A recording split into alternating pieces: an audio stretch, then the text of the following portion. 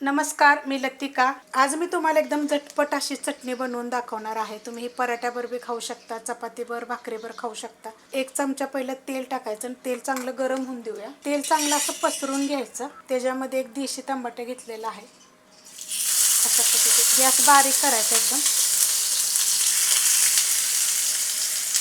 आणि ही आपली गावठी कैरी घेतलेली आहे। जर तोतापुरी कैरी घेतली का नाही तर 2 मोठे मोठे तुकडे घेतले तरी चालतील। एक कांदा घेतलेला आहे। एक पोपटी कलरची मिरची, तिचे 2 तुकडे करून घेतलेले आहेत। आणि एक गड्डी लसूण घ्यायचा। ह्याच्यावर काय करायचं आपल्याला माहिती आहे का, एकदम थोडंसं मीठ टाकायचं। ह्याच्या पण 2 फोडी केल्या तरी चालू शकतात। आणि जर तुम्हाला छोट्या आकाराचे घ्यायचे तर तुम्ही 2 घेतले तरी चालेल। एक 2 मिनिटासाठी मी झाकण ठेवणार आहे। बारीक गॅस आहे। 2 मिनिटं मी झाकण ठेवलं तर बारीक गॅसवर थोडंसं उलटं सुलटं करून घ्यायचं। हलका हलका भाजून घ्यायचं त्याला। ह्या साईडनं पण आपल्याला 2 मिनिटं झाकण लावून जरी भाजलं तरी चालेल किंवा असं जरी भाजलं तरी चालेल। तर मी झाकण ठेवणार आहे परत 2 मिनिटं।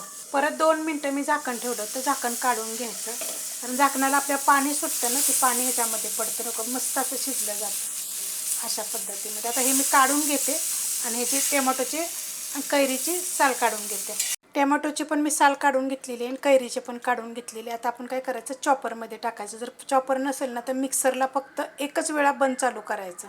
काढून घेतलेलं आहे। आता आपण ह्याला एकदा फिरवून घेऊया। फिरवून घेतलेलं आहे, दरदर असं केलेलं आहे। ह्याच्यामध्ये टाकायचं छोटा अर्धा चमचा साखर, थोडंसं काळं मीठ, छोटा अर्धा चमचा चाट मसाला, छोटा अर्धा चमचा भाजलेल्या जिऱ्याची पावडर, छोटा अर्धा चमचा मिरची पावडर। कलरवाली पण आहे आणि तिखटवाली पण आहे। जी आपण मिरची टाकली होती ती पोपटी कलरची होती।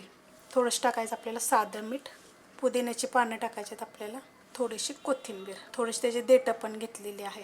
आता ही एकदा फिरवून घेते। मस्त असं बघा फिरवून घेतलेलं आहे। आता ह्याच्यात तुम्ही काय टाकू शकता ते पण सांगते। ह्या चमच्याच्या मापानं 3 चमचे शेंगदाणे भाजलेले पण टाकू शकता। कच्चा कांदासुद्धा थोडासा बारीक कापून जरी तुम्ही ह्याच्यामध्ये टाकू शकता। ही चटणी तुम्ही पराठीबर, चपातीबर, जसं आपण खिचडी बनवली, वरण भात बनवला त्याच्याबरोबर खायला। फ्रीजमध्ये ठेवायची 2 ते 3 दिवस टिकल, त्याच्यापेक्षा जास्त दिवस हे राहणार नाही। एकदा करून बघा। रेसिपी आवडली तर लाईक करा, सबस्क्राईब करा, कमेंट करा आणि शेअर बी करा।